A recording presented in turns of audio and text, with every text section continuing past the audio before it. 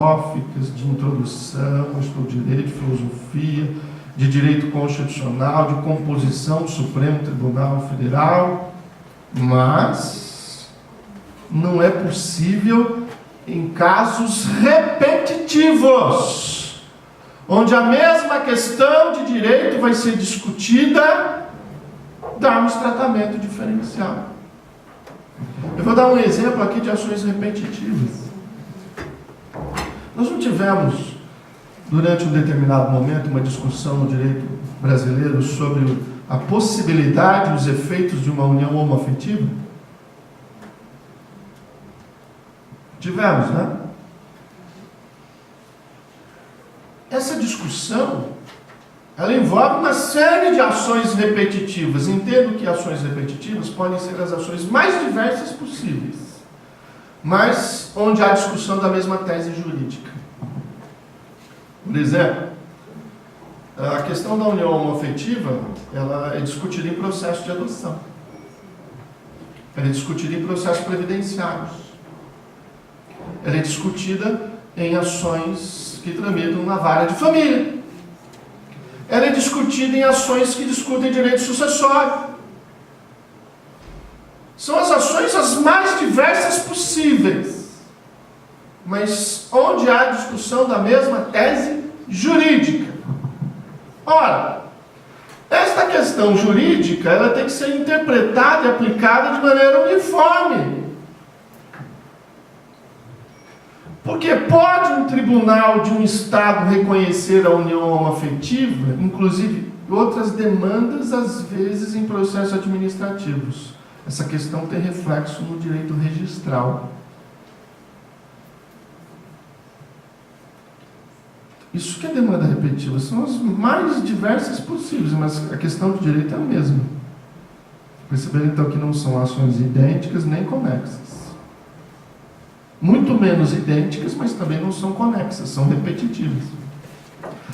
Pode um serviço registral de um determinado Estado proceder ao registro de uma união homoafetiva e de outro Estado não? Pode um direito previdenciário ser reconhecido num caso e no outro não? Ou se reconhece no Brasil inteiro ou não se reconhece, aquela mesma história. Eu não posso ser casado no estado de São Paulo. Se eu sou casado no Brasil. Eu não sou casado na cidade onde eu casei, eu sou casado no Brasil. Então, é por isso que demandas repetitivas, previdenciárias, tributárias, né? Com certeza na área do trabalho existem muitas questões de direito. No processo penal, o STJ aplica a técnica de julgamento de recurso repetitivo hoje no processo penal, tranquilamente. Por quê? Questões de direito têm que ser tratadas de maneira uniforme. Então é esse o espírito do novo código. Feita essa introdução, eu estou falando que estou na introdução, já acho que já não estou mais. Não vou terminar e falar, pessoal, acabei a introdução agora. Bom, o que eu quero dizer agora, vamos usar uma análise um pouco mais específica para tentar entender um pouquinho essa sistemática, né? O Edilson vai falar sobre o que aqui? Só para eu... Vocês têm o tema dele aí? Eu já vou... eu vou exemplificar uma questão só rapidamente agora, aplicando de maneira... Deixa eu ver aqui. Ótimo. Procedimento de primeiro grau, incidente... então vocês têm aqui incidente de resolução de demandas repetitivas. Ótimo, só para saber, porque eu não me aprofundo muito nessa questão aqui. Vejamos o seguinte, em relação à defesa dos direitos difusos e coletivos. Só para lembrar, só por uma questão de raciocínio, para me sentir mais tranquilo e confortável. Nós temos um microsistema, porque a Lei da Ação Civil Pública manda aplicar o Código de Processo Civil, as ações coletivas, e o Código de Defesa do Consumidor também manda aplicar o Código de Processo Civil, sempre que não houver contrariedade às suas disposições, né? E aí vem o novo Código de Processo Civil, só para exemplificar, trago para vocês uma regra aqui, que tem causado muito problema para nós, no Ministério Público Estadual. O novo código diz assim, artigo 91. As despesas dos atos processuais a requerimento da Fazenda Pública, do Ministério Público, da Defensoria Pública, serão pagas ao final pelo vencido. Ok. Isso nem precisaria dizer, porque isso é a regra geral. Quem é vencido ao final paga as despesas. Mas o problema é dizer que o Ministério Público paga. Esse é um problema muito sério.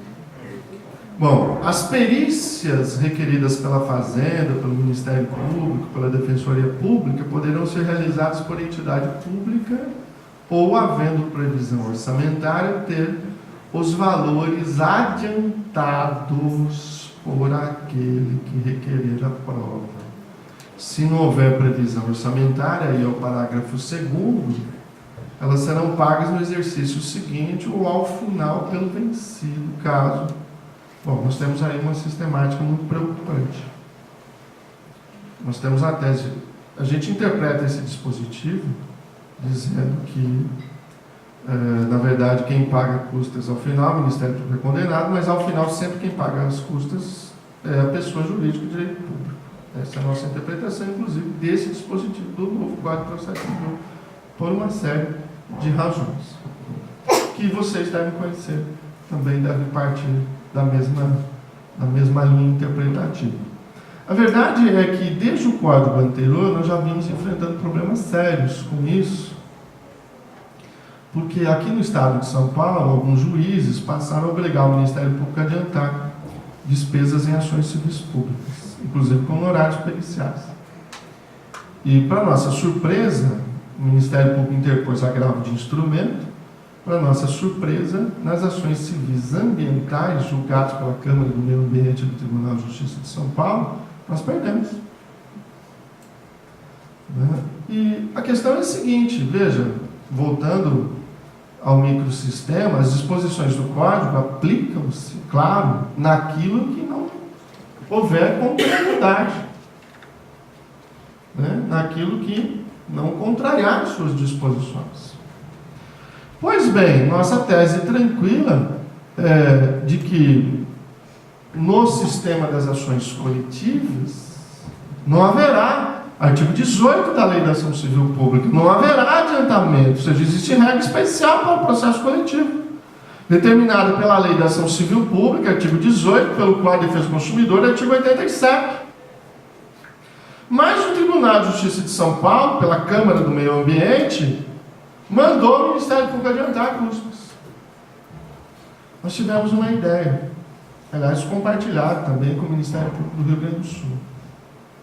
Bom, quando a decisão de tribunal, Câmara de um tribunal ignorou a Lei da Ação Civil Pública e o Código de Defesa do Consumidor, não declarou inconstitucional, simplesmente não aplicou. Isso ofende a súmula vinculante número 10, que diz que o órgão fracionário de tribunal não pode deixar de aplicar uma norma sem declarar a sua inconstitucionalidade. Ofendeu o artigo 97 da Constituição Federal e ofendeu a súmula vinculante número 10. Aliás, aqui aproveito, uma outra diferença entre decisão de efeito vinculante e de decisão erga omnes é o seguinte: quando há efeito vinculante, você tem atalho para questionar. Decisão de efeito vinculante é importante porque dá às partes um atalho para questionar imediatamente perante o órgão que editou o entendimento vinculante. Então, por exemplo, se a súmula vinculante número 10 do Supremo dizendo que o órgão fracionário não pode deixar de aplicar uma norma sem declará-la inconstitucional, e para declarar inconstitucional tem que remeter para o órgão plenário, porque o órgão fracionário não pode fazer isso, houve ofensa à súmula vinculante número 10. Se houve ofensa à súmula vinculante número 10, do acórdão da Câmara do Meio Ambiente, o Tribunal de Justiça de São Paulo, reclamação no Supremo, para cassar essa decisão. E o Supremo passou a dar ganho de causa ao Ministério Público. Não existe regime especial. Tanto é que há hoje, e veja, é muito importante isso, há hoje tese fixada em julgamento de recurso repetitivo sobre a questão.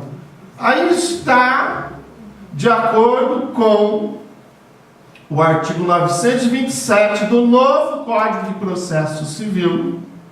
Aliás, alguns artigos do novo Código obrigatoriamente têm que ser lidos pelos operadores do direito. 927 do novo Código de Processo Civil é um deles, porque é um rol de precedentes vinculantes, não taxativo, na minha opinião, mas é um rol de precedentes vinculantes. O artigo 332 é outro rol, ou seja, o Edilson talvez fale disso. Qual que é a importância do novo Código de Processo Civil em relação às ações coletivas nesse aspecto? Eu vou ajuizar uma ação coletiva. Artigo 332. Tem tese jurídica fixada? Tem precedente vinculante? Tem. Se o precedente é conforme a pretensão do Ministério Público, cabe tutela de evidência, artigo 311. Antecipação de tutela mesmo sem urgência, porque existe tese. Há evidência. E se a tese sustentada pelo Ministério Público na ação coletiva é contrária ao precedente, qual é o risco que nós corremos?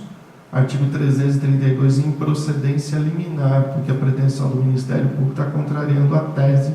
E esse é o efeito vinculante. Eu posso litigar contra a tese? Posso, desde que eu faça o distinguish, ou seja, distinção.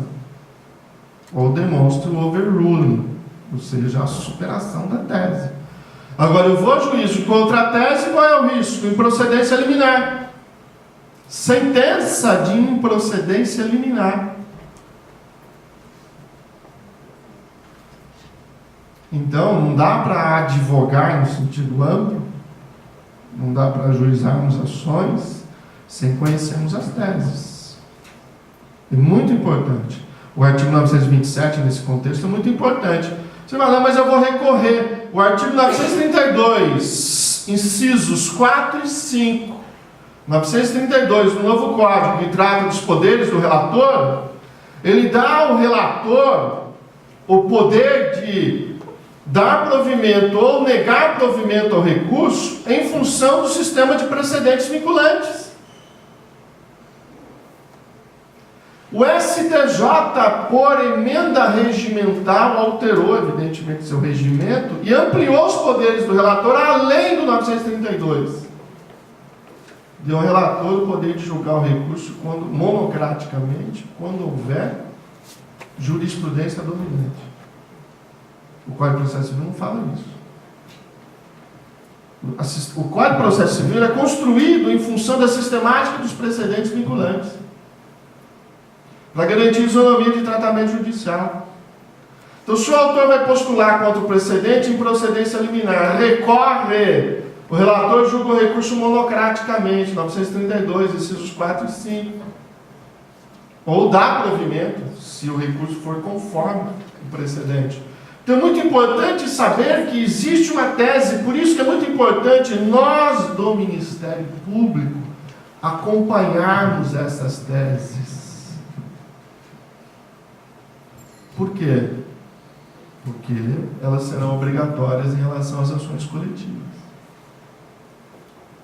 Agora, voltando, como existia a tese fixada no julgamento de recurso repetitivo, como existe, né? Naquele caso anterior ao novo Código, nós entramos com reclamação, porque tínhamos uma decisão da Câmara de Meio Ambiente e Tribunal de Justiça de São Paulo. Agora, vocês acreditam que, promulgado o novo Código, entrada em vigor o novo Código, foi publicado e entrada em vigor o novo Código? Sabe o que aconteceu? Alguns juízes passaram a contrariar a tese fixada no julgamento de recurso repetitivo. Qual que é a tese? Há um regramento próprio que impede o autor da ação civil pública que arque com ônus periciais, sucumbenciais, ficando afastadas as regras do Código de Processo Civil, em função da lei da ação civil pública. Não é possível exigir do Ministério Público adiantamento de honorários periciais e ações civis públicas. E sabe o que eu tenho que destacar para vocês? Isso aqui é recurso, julgamento de recurso repetitivo. Isso aqui, o Edilson vai explorar então com mais detalhes, isso aqui é a razão de decidir. A ratio decidendi. A ratio decidendi é o Ministério Público não pode ser obrigado a adiantar honorários ou custas, porque voltando à tela anterior, aqui está a razão. Quando houver regra específica no microsistema da tutela coletiva, eu não posso aplicar o Código de Processo Civil. Isso aqui é a ratio decidendi. A razão de decidir, é isso que é o vinculante. Isso é o precedente. O precedente, a rigor, não é esta decisão, não é o que foi decidido, é a razão de decidir. A razão de decidir aqui é a seguinte: olha, quando existe regra específica no microsistema da tutela coletiva, não posso aplicar o Código de Processo Civil. Outra razão de decidir, talvez aí mais específica, é o Ministério Público não pode ser obrigado, né, a adiantar honorários periciais. Pois bem, sabe o que aconteceu com o novo Código? Estou com o caso que recebi ontem, apresentação da colega. Os juízes voltaram a contrariar esta tese. Sabe qual é o problema? Nessa decisão não cabe mais agravo de instrumento. Porque não está na hipótese do artigo 1015 do novo Código, porque agora em processo civil, copiando o processo de trabalho, só cabe agravo de instrumento nos casos especificados em lei. Aliás, aqui, desculpe, a regra no processo de trabalho eu acho excepcional. No processo civil, péssimo. Por quê? Porque no processo trabalhista, por exemplo, um procedimento sumaríssimo, o procedimento trabalhista, ele é um procedimento que os principais atos são praticados em audiência. Pode demorar, às vezes, a audiência a data para a audiência, mas realizada a audiência, pelo menos até onde eu sabia, havia um estrangulamento quanto à pauta. Demorava para chegar à audiência, mas chegada à audiência, o procedimento praticamente se resolve a situação. O processo civil não é assim. É um procedimento que não é um procedimento por audiência, ou seja, os principais atos não são praticados em audiência, a contestação não é feita em audiência. Réplica, tréplica não são feitos em audiência. E dessa decisão não há previsão de recurso, de agravo de instrumento.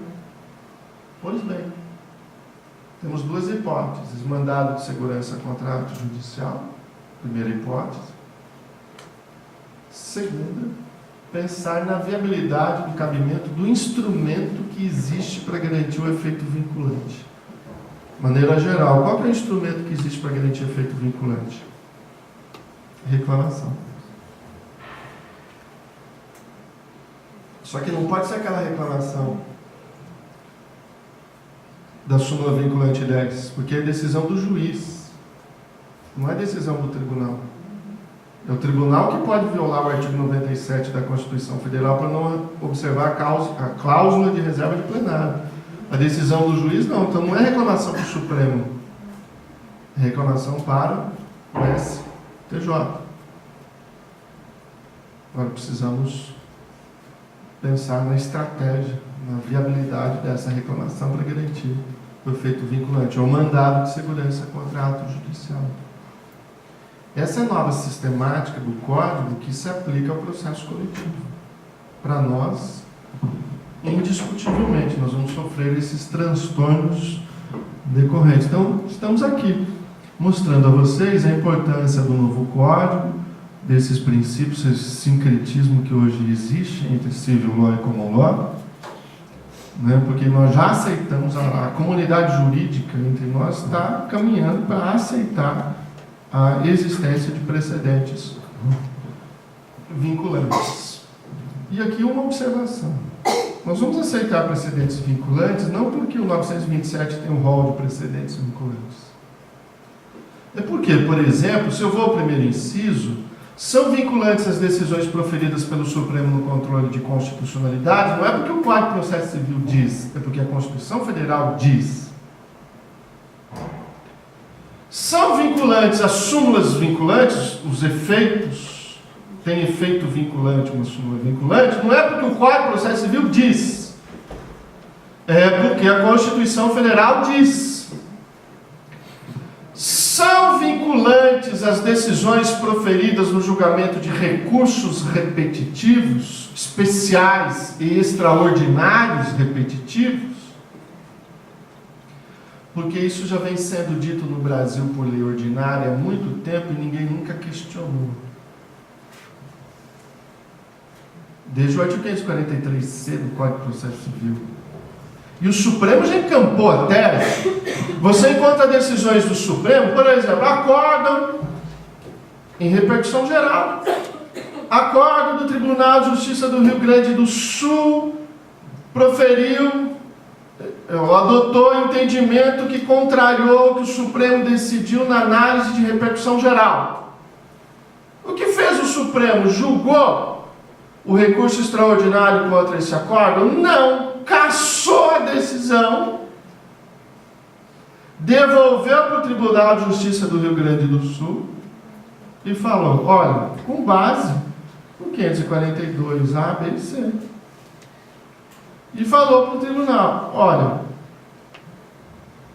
pode deixar o tribunal de seguir o entendimento do Supremo? Pode, desde que faça a distinção, o distinguish, ou seja, que mostra a existência, no caso concreto, de peculiaridades fáticas que justificam a não adoção do entendimento vinculante. Só que, o Supremo dizendo, aqui observamos que o Tribunal de Justiça julgou, não aplicou entendimento, mas não fez a ressalva. Como diz o Código de Processo Civil atualmente, no artigo 489, parágrafo 1º, em relação às decisões proferidas pelo Poder Judiciário. As decisões proferidas pelo Poder Judiciário, artigo 489, elas têm que ser fundamentadas. Parágrafo 1º, não se considera fundamentada. Inciso 6. A decisão que deixar de seguir enunciado de súmula, jurisprudência ou precedente invocado pela parte. Então o Supremo falou, olha, eu vou devolver para o tribunal para que profira um juízo de retratação. Ao proferir o juízo de retratação, siga o entendimento, ou se não quiser seguir, faça a distinção, porque não pode ignorar o precedente.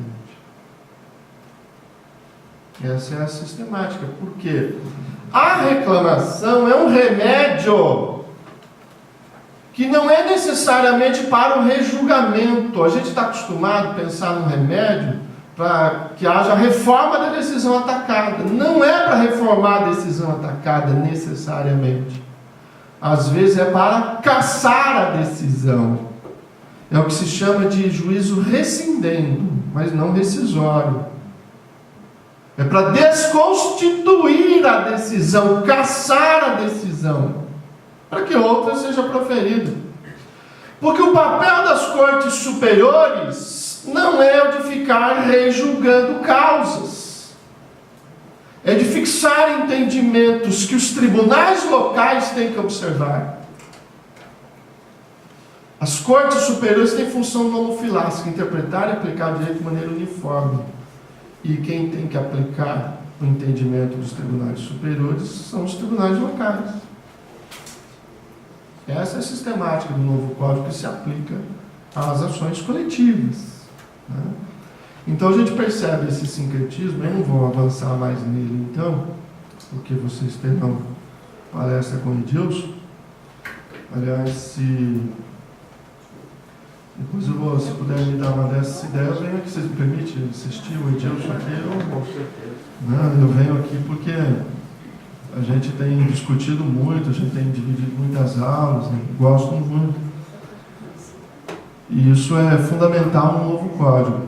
Friso desde já, como está aí na tela, que o precedente, a gente precisa tomar muito cuidado com o vocabulário.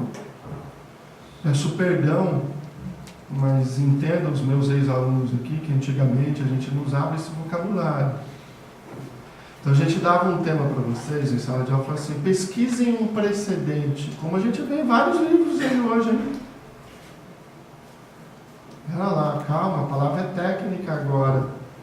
Então, pessoal, alguns aqui que eu estou vendo, quando eu dizia pesquisem um precedente, não é pesquisem um julgado sobre a questão, não um precedente.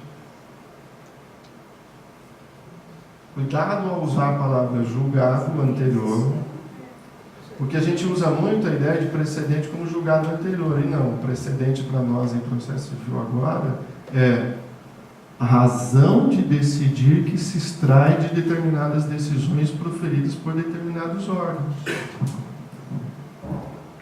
Uma decisão proferida por um juiz não gera um precedente vinculante, porque o juiz está na parte inferior. A decisão dele não pode vincular o tribunal. Ao contrário, a decisão do tribunal pode vincular o juiz. Então, o precedente é uma razão de decidir, é um padrão de julgamento que se extrai de determinadas decisões paradigmáticas que devem ser observados no julgamento de casos repetitivos e que se extrai de determinados julgados de determinados órgãos jurisdicionais. Fiz um curso sobre precedente no sistema americano, um curso sobre precedente no sistema inglês. Discussão desse tema. Quais precedentes são vinculantes, quais não são? Quando que o precedente vincula o próprio órgão? São os limites do efeito vinculante horizontal. O próprio Supremo está limitado? Limite horizontal do efeito vinculante. Os juízes estão vinculados? Limite vertical. Subjetivo, horizontal, subjetivo, vertical. Limite objetivo é saber o que é vinculante daquela decisão. Qual parte da decisão produz efeito vinculante. Então, uma decisão paradigmática tem seus limites subjetivos. Quem está vinculado? Objetivos. Qual parte da decisão que é vinculante? O que vincula? Quem está vinculado? É isso que a gente precisa discutir no direito atual. Aliás, essa não é uma discussão nova. No direito inglês se discute qual a decisão que gera efeito vinculante. A da Corte de Apelação ou a da Suprema Corte? House of Lords. Qual que é vinculante? Quem vincula quem? Então isso vai sendo construído, que nós vamos observar no direito brasileiro e o desenvolvimento dessa questão. Deve-se identificar a razão de decidir. Esse material já está gravado aqui para vocês. Viu? Quem quiser encaminhar, copiar, fica aqui à disposição de vocês, né? Para vocês não terem preocupação de ficar anotando também. Né? Então eu vou pular um pouquinho isso aqui, porque o Edilson vai trabalhar esses assuntos com vocês. Lembrando que não é nenhuma novidade dizer que um precedente, para não ser aplicado, tem que aplicar a técnica da distinção. Só para ilustrar, não vamos abstrair do caso, mas essa é uma decisão do STJ anterior ao novo código. Permite, é possível que implantação de benefício previdenciário. Se houver ausência de similitude fática, em observância à teoria das distinções, por quanto o precedente do Supremo foi firmado na ação que não houve julgamento. Veja, está aí para ilustrar, depois vamos abstrair do caso. Vocês podem ver que isso vem sendo aplicado pelo STJ, pelo Supremo Tribunal Federal, né? Técnica hermenêutica da distinção. Técnica hermenêutica da distinção, para superar uma súmula. Não é superar, não é o overruling, dizer que a súmula não tem mais aplicação, é para fazer o distinguish. Eventualmente, ao fazer o distinguish, a distinção de um enunciado sumulado, cria-se um novo precedente. É assim que o direito evolui. Nós não vamos dizer que o direito anglo-americano é um direito que não evolui, que é atrasado e engessado. Isso é uma preocupação de quem estuda. o sistema de precedentes vinculantes. Está aí para ilustrar. Vocês podem ver, então, o que é muito importante, que traz grande impacto nas ações coletivas, é essa distinção entre precedente persuasivo e precedente vinculante. Né? Fixarmos essa linha de argumentação, isso vocês vão discutir, então. Mas isso, o overruling, que é a superação. Nós já temos casos de overruling aqui no Brasil, vários casos de súmulas que, com o novo Código de Processo Civil, tivemos o overruling de várias súmulas do STJ. Overruling é superação. Por quê? Porque o legislativo não está sujeito a efeito vinculante do precedente. Não é porque há entendimento simulado do STJ que não pode ocorrer alteração da lei. Ocorrida a alteração da lei, ocorreu um overruling legal. A superação do entendimento por uma nova legislação. Temos várias súmulas. Tivemos uma em execução penal, superada pelo julgamento do Supremo em relação à lei dos crimes hediondos, e depois veio o legislador e alterou a lei de execução penal. Vários entendimentos que vão sendo superados. Vai ocorrendo o overruling. E o mais difícil, o mais complexo, é discutir o overruling, a superação, por mudança de valores sociais. Dizer, o precedente é muito antigo, ele não pode mais ser aplicado, porque ocorreu mutação dos valores da sociedade. Direito é fato, valor e norma, que os valores são diferentes, né? A prática já não é mais essa, o precedente não pode ser aplicado porque ele está superado. Por que é importante dizer isso, meus amigos? Porque você vai ajuizar uma ação civil pública, tem tese? Tem. Então, a primeira coisa, então eu não vou ajuizar a ação civil pública, eu vou arquivar. Por quê? Porque existe um precedente vinculante em outro sentido. Ou, eu vou ajuizar a ação civil pública, ok. O que você terá que fazer na petição inicial da ação civil pública? A distinção. Olha, esse entendimento, mas nesse caso não pode ser aplicado. Ou pleitear a superação. A superação do precedente pode se dar de maneira difusa ou de maneira concentrada. O que é de maneira difusa? No julgamento de um outro caso, o próprio tribunal revê o seu entendimento. O que é concentrada? Pedido de revisão. Pedido de revisão. Vocês se lembram quando estudaram súmula vinculante? Que a lei que regula a súmula vinculante regula o processo para edição, para revisão ou para o cancelamento da súmula vinculante. Ok? Revisão, edição, revisão e cancelamento. Então é possível um pedido de revisão. Vai ser um controle concentrado do precedente, para o próprio Supremo. Posso pedir a revisão daquele entendimento do Supremo. Um mecanismo concentrado de revisão do entendimento. Porque precedente vinculante não é sistema engessado, como a gente pensa no primeiro momento. Mas vai ficar engessado, porque vai ter... É possível distinguish, é possível a superação, é possível a revisão do entendimento, ou seja, não vai ser necessariamente obrigatório e vinculado. Inclusive é possível, esses são novos temas que nós vamos discutir, uma superação mas para o futuro. Eu disse algo que pode parecer sem menos importância, mas é de extremamente importância. É de extrema importância. Quando há mudança, há o overruling, a mudança do precedente, a mudança vale para os casos passados ou só vale dali para frente? Ou seja, um prospective overruling para o futuro? Ou nós podemos aplicar retroativamente? Já há várias obras dizendo, você precisa ter cuidado com a segurança jurídica.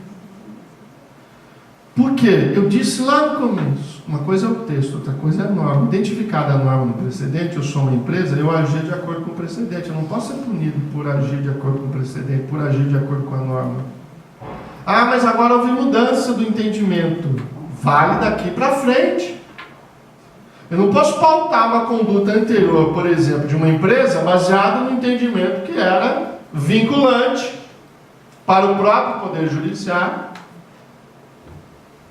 Aliás, aqui a diferença entre efeito vinculante e erga omnes. Efeito vinculante é para o Poder Judiciário e para a administração pública. Efeito erga omnes é para a vítima e para o interessado. Efeito vinculante é para o Poder Judiciário e para a administração pública. Eu disse aqui legislativo não, a não ser indiretamente.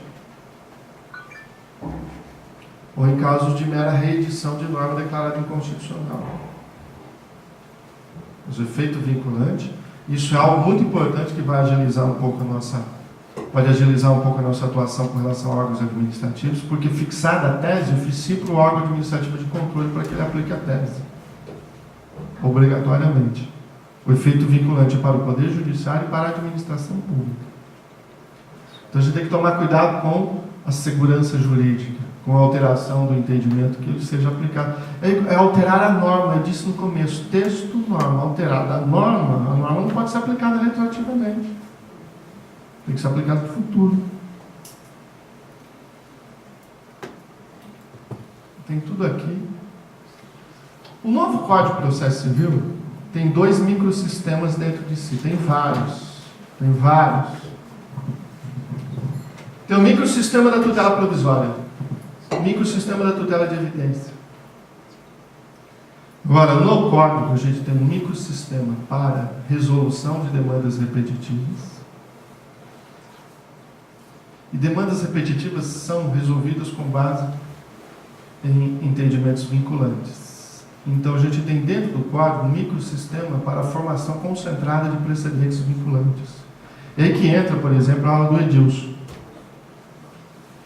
Está vendo aqui? Ó? O Edilson vem aqui falar de IRDR.